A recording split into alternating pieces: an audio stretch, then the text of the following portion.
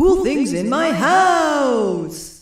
And here's another cool thing in my house. This one I actually got when I was living in Berlin, Germany, from a charity shop. And when I saw her laying there, I could not believe my luck because it was the different version of one of my favorite toys that I just loved to play with when I was little. And it is this. Now, you might be thinking, what the heck is this? Well, this is Cinderella when she had to clean and everything. Isn't she gorgeous? And she's crying, of course. But then when you flip her over, there she is as the beautiful princess. And the version I had when I was little was Little Red Riding Hood. And when you flipped her over, it was the big bad wolf dressed as Grandma. Did anybody else have one of these? And if so, do you still have it?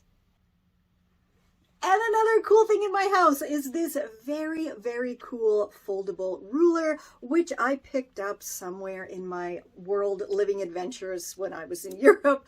And you can see it actually is a meter stick. It is that long, and it does have centimeters on one side, inches on the other. But like, how neat is that it just all folds up?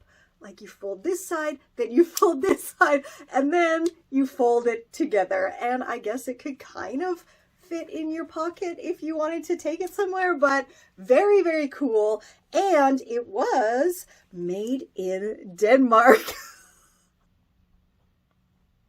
And another cool thing in my house is this very vintage women's swimming cap. And I don't know why I have this. It is just super hilarious. And it says it has an inner dry seal band to keep hair dry and neat. One size only fits all heads.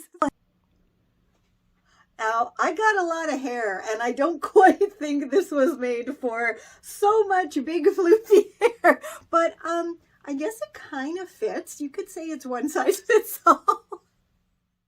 This is Confessions of a Refashionista.